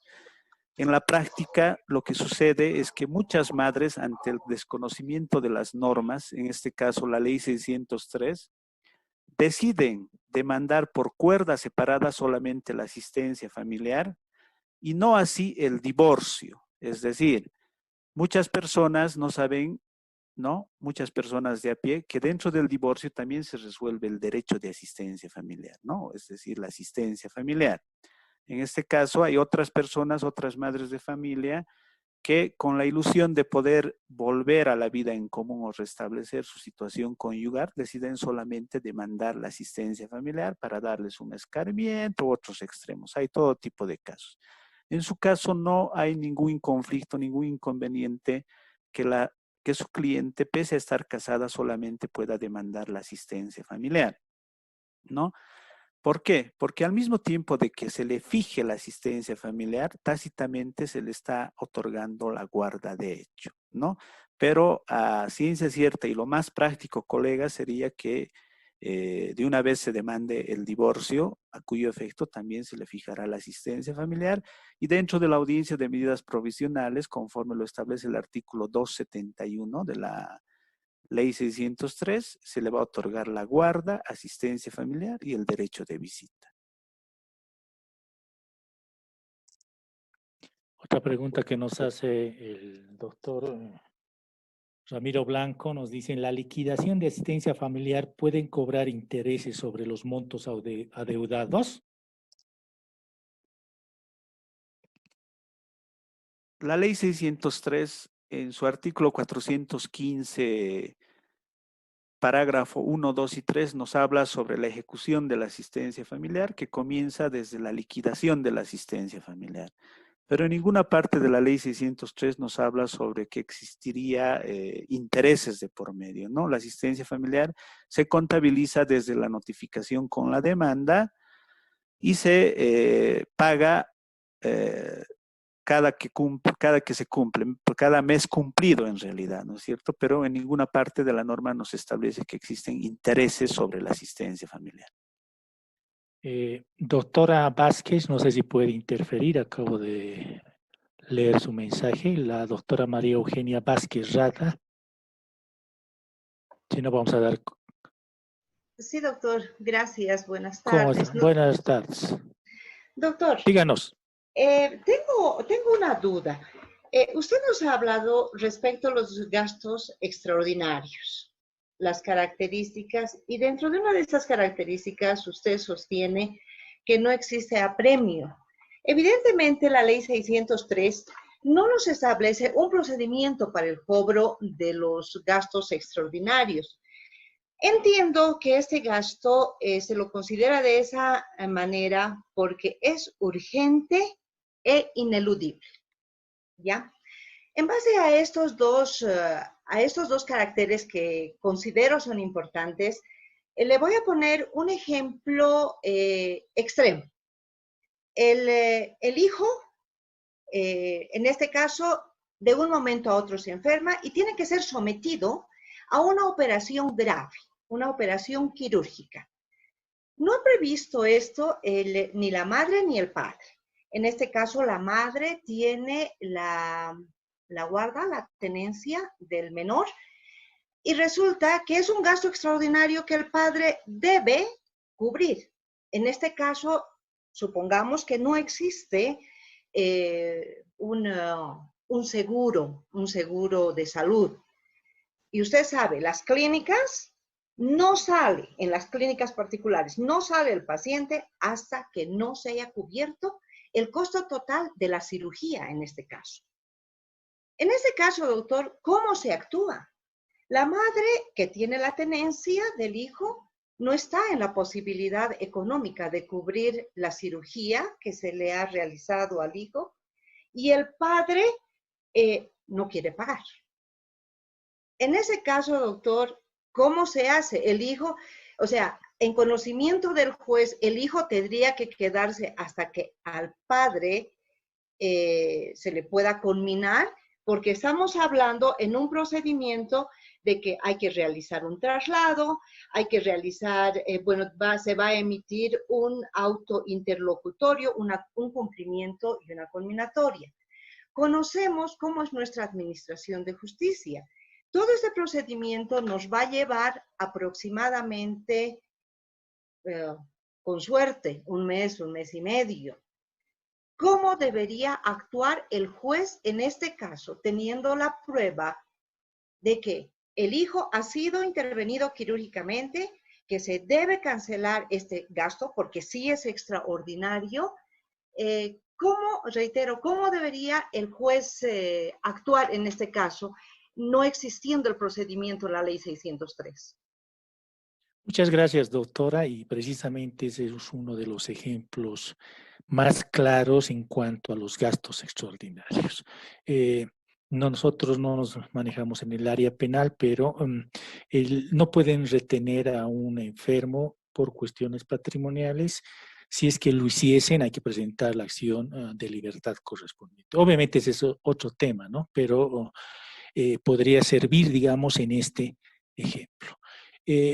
Lo que sí hay que realizar, estimada doctora, es el procedimiento porque el juez no podría enterarse de este tema si es que no acudimos.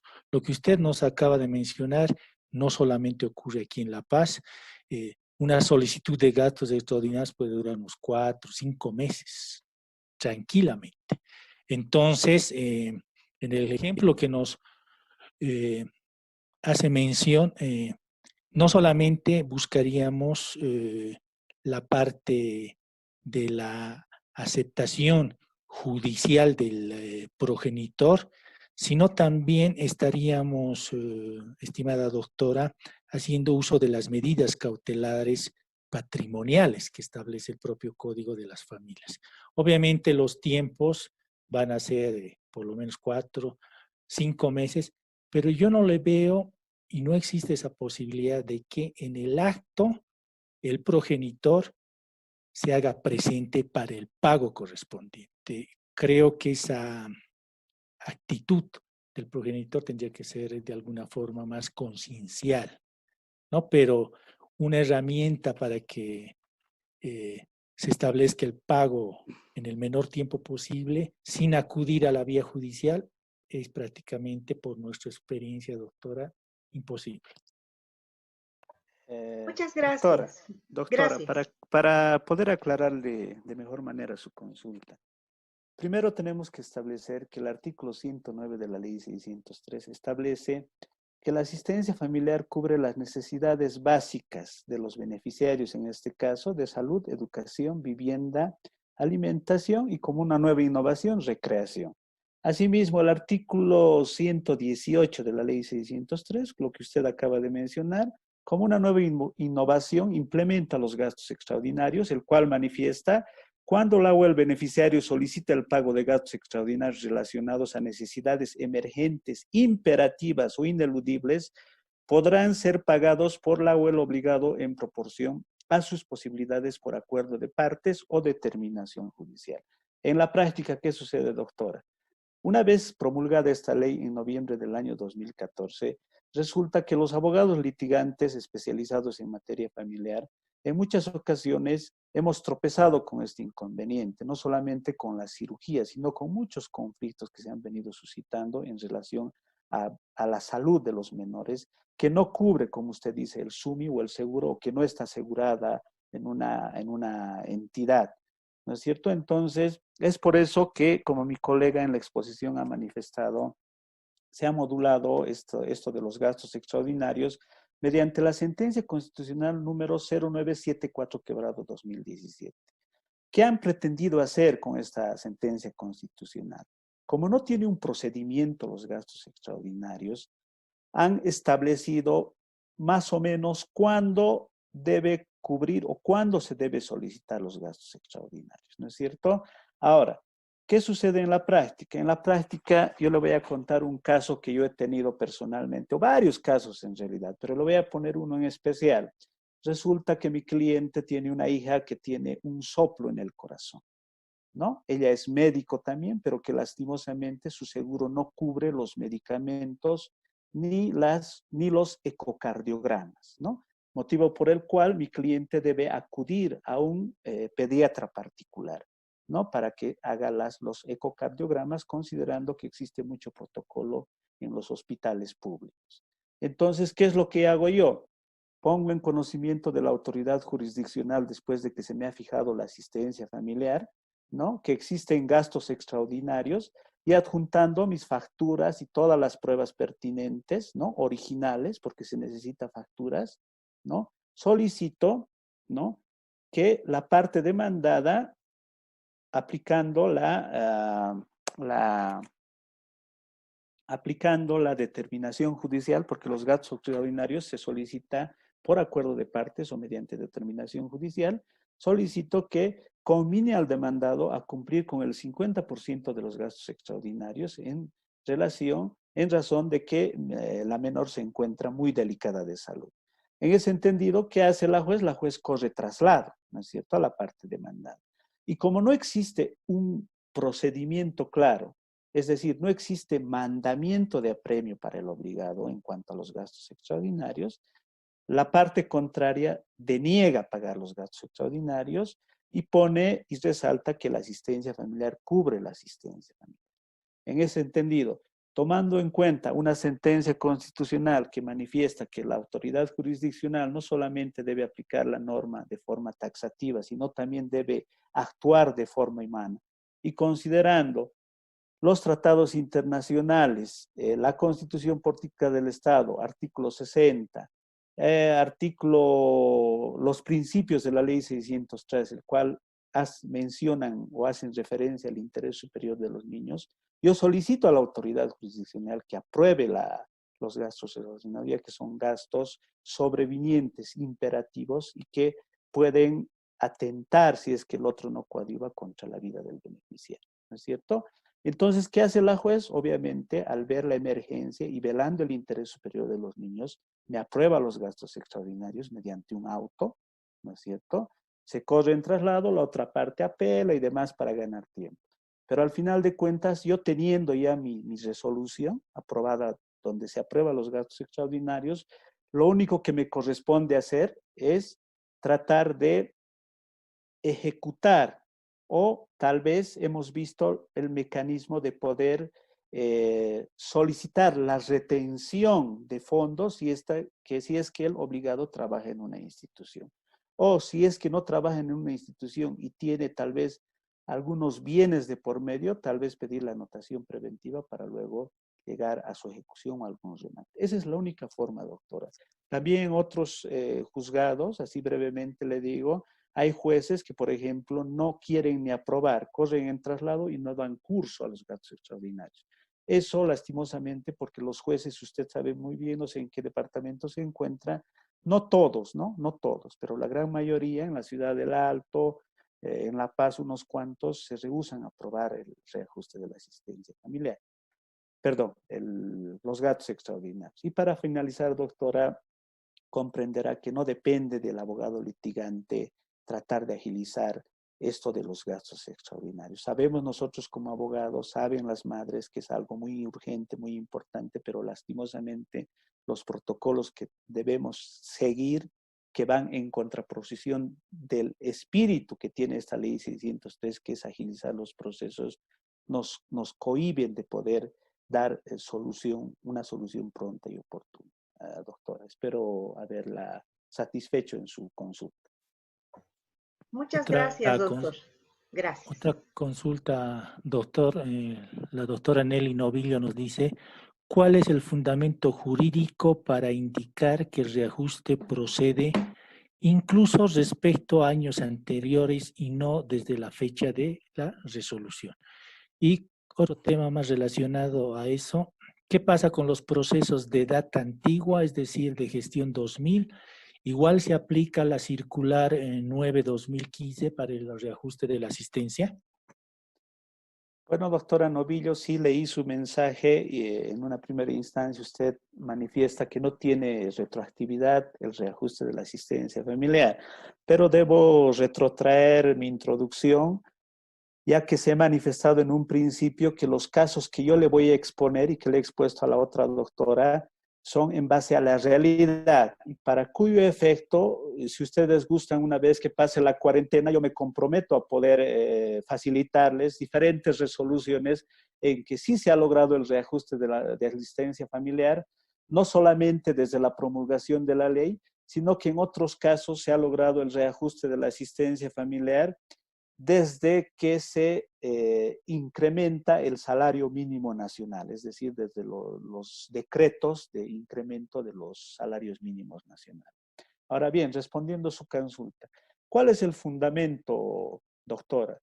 Claramente el instructivo 09/2015 de fecha 12 de mayo del 2015 establece como medida de protección a los menores, niñas, niños y adolescentes establecidos en el artículo 19 del Pacto de San José de Costa Rica y en concordancia con el artículo 60, que nos habla del interés superior de los niños, de la Constitución Política del Estado, en cuyo texto señala textualmente que es deber del Estado, la sociedad y la familia garantizar la prioridad del interés superior de la niña, niño y adolescente, que comprende la preeminencia de sus derechos, la primacía en recibir protección y socorro en cualquier circunstancia y constituyendo deber de las autoridades judiciales impartir justicia propia. Se instruye a los señores jueces públicos de familia. Carlos, por favor, apague su micrófono, su celular. Se instruye a los jueces públicos de familia que en aplicación del artículo 116, parágrafo 4 del Código de Familia, de oficio puedan proceder al reajuste del monto de asistencia familiar en todos los casos en los cuales el actual monto fijado fuera inferior al 20% del nuevo mínimo nacional.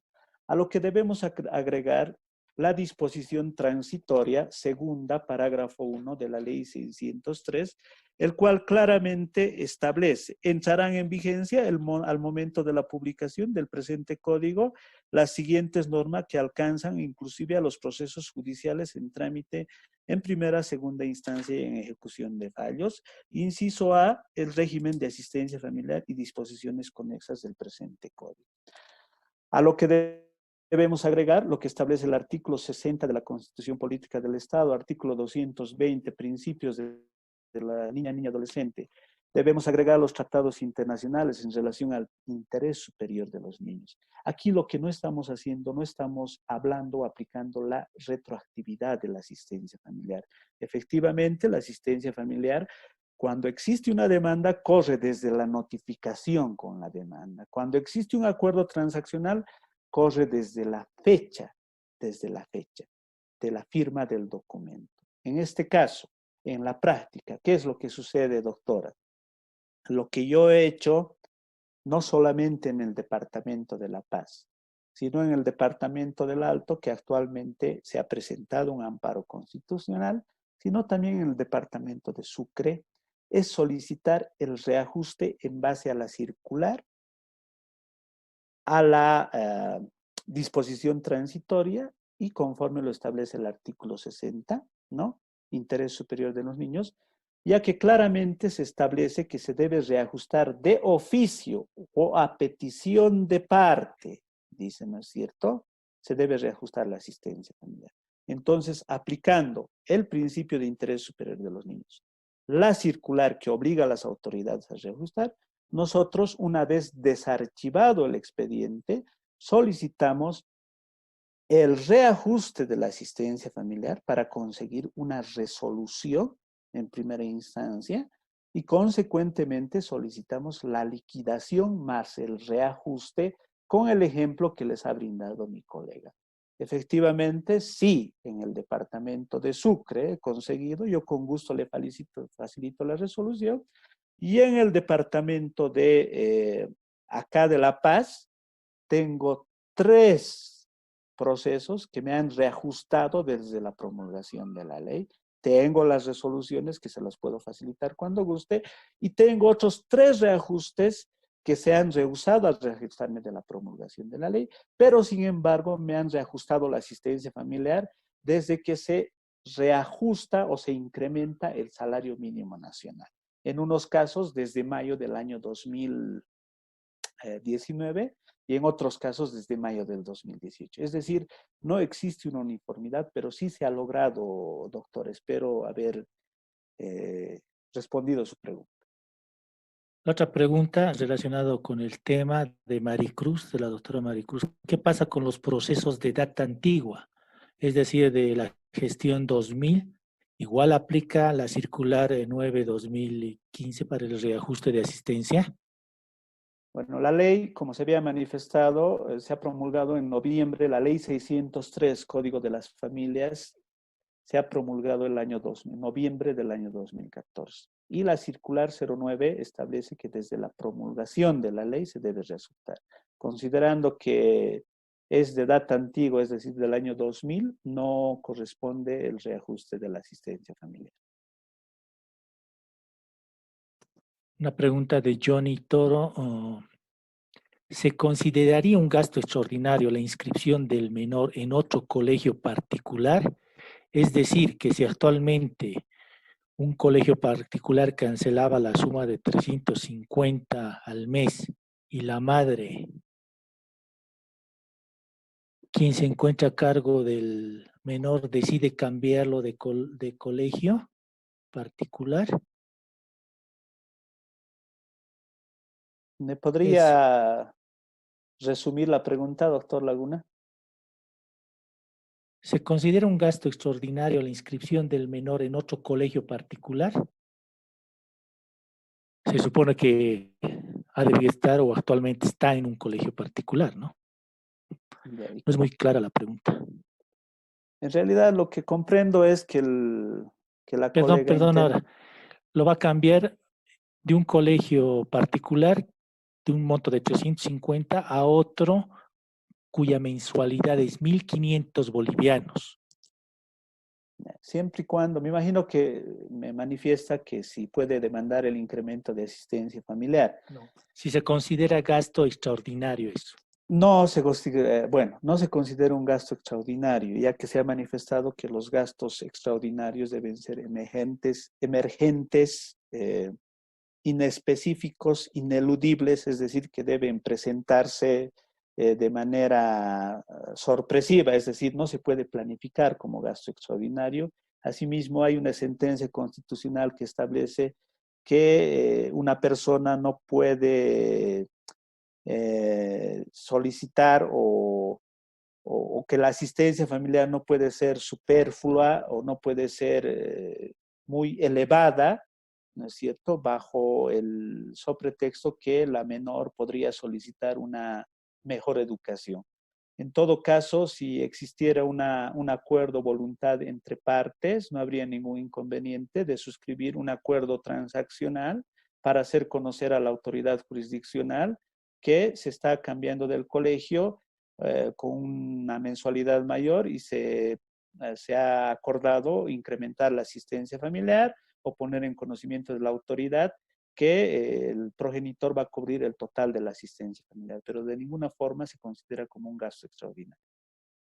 Bueno, por último, doctor, la doctora Isabela dice, ¿se puede reducir el monto de la asistencia familiar si el padre tiene cáncer y el hijo es mayor de edad? Hay que tomar 2 aspectos muy importantes, ¿no?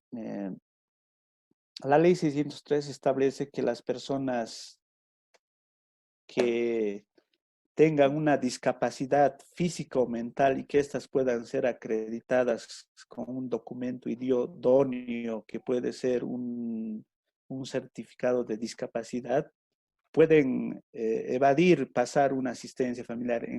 Para que me entienda mejor, se puede demandar la cesación de la asistencia familiar porque el progenitor ya no tiene las condiciones tal como lo establece el artículo 122, parágrafo 1, que establece: la persona obligada se halla en la imposibilidad de cumplirla, por lo que la obligación pasa a la siguiente persona en orden para cumplirla.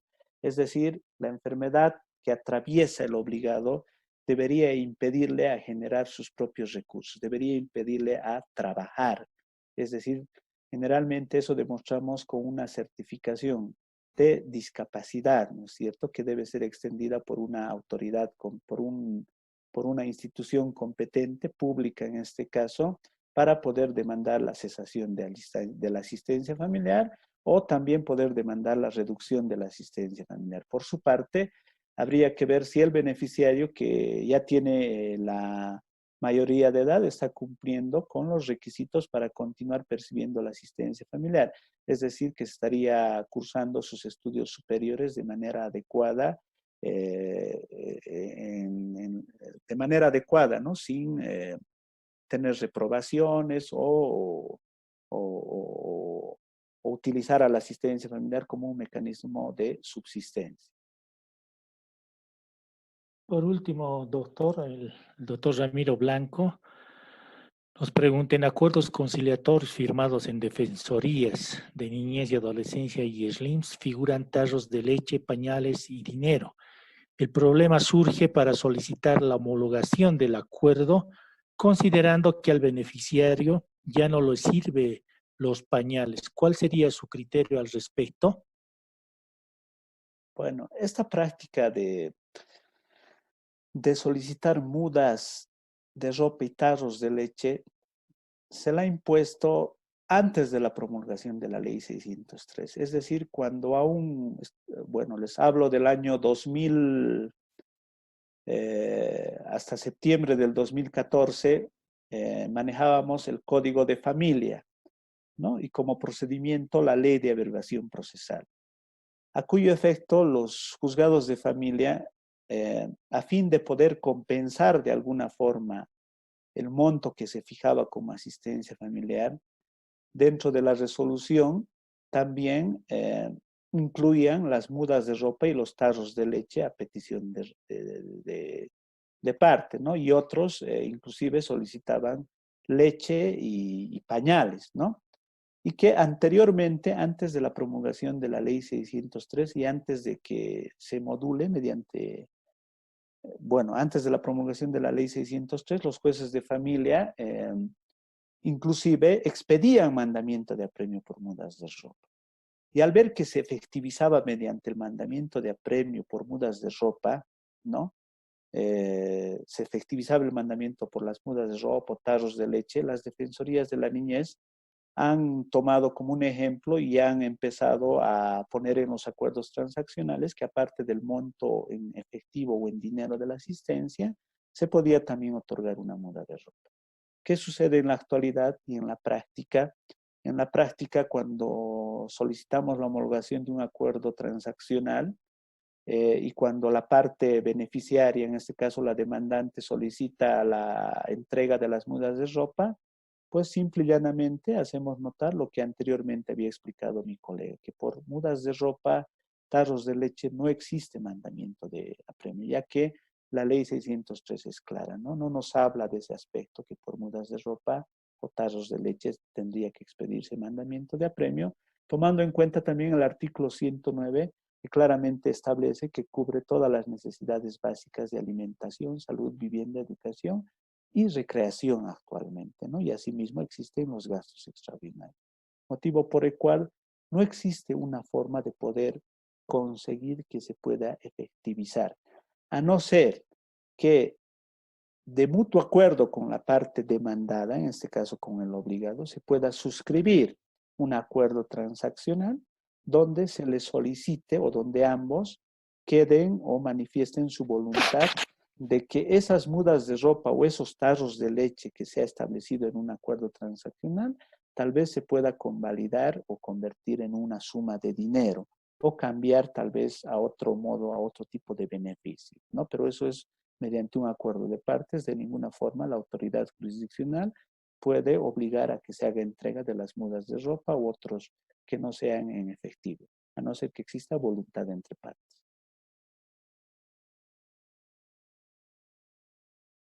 Hola. Por último, doctor, otra pregunta del doctor Blanco. Recordarles a nuestros colegas que este tema que le voy a preguntar al doctor Castro lo vamos a ver el día jueves. Nos hace la siguiente pregunta. ¿Cuál es el trámite del régimen de visitas en la ley 603? En realidad no existe un trámite específico, ¿no? En la ley 603 para acceder al régimen de visitas. En la práctica, ¿qué sucede? Existen muchas madres que utilizan a los hijos como medios de chantaje o para conseguir otros fines, lo cual provoca que ante una separación o un divorcio, estas no permitan visitar a sus hijos. Pero poniendo un ejemplo, supongamos que una pareja no es casada y se separan por conflictos suscitados dentro de su hogar, y la madre no le permite ver al hijo, ¿no es cierto? Entonces, lo que hacemos comúnmente para agilizar que se efectivice el derecho de visitas, unos por su lado acuden a las defensorías de la niñez y adolescencia para sacar una citación y poder citar a la demandada para que se pueda realizar una valoración psicológica y posteriormente tal vez efectivizar un derecho de visita. Pero si acudimos a los estrados judiciales y para poder agilizar las visitas, lo que comúnmente hacemos los abogados en materia familiar es demandar el ofrecimiento de asistencia familiar, considerando que aparte de establecer o fijar un monto de asistencia familiar, se puede también solicitar que se fije un horario del régimen de visitas. Por otra parte, si de por medio existe una demanda de divorcio, ¿no? En la audiencia de medidas provisionales o al momento de demandar el divorcio o al momento de responder el divorcio, se pueden solicitar las visitas, las mismas que serán otorgadas en la audiencia de medidas provisionales conforme lo establece el artículo 271 de la ley 603. Gracias, querido doctor, queridos colegas. Ha sido un placer a través de esta plataforma poder comunicarnos con las disculpas del caso. Ya les he explicado que nuestro afán siempre es brindar un poco de conocimiento y el manejo de estas plataformas a veces nos genera esta clase de problemas. Los esperamos vía Facebook Live. Obviamente vamos a mejorar las condiciones para el día jueves en el horario de 5 de la tarde a 7 de la tarde con el tema el derecho de visita y su régimen. Muchas gracias y fue un placer. Hasta luego.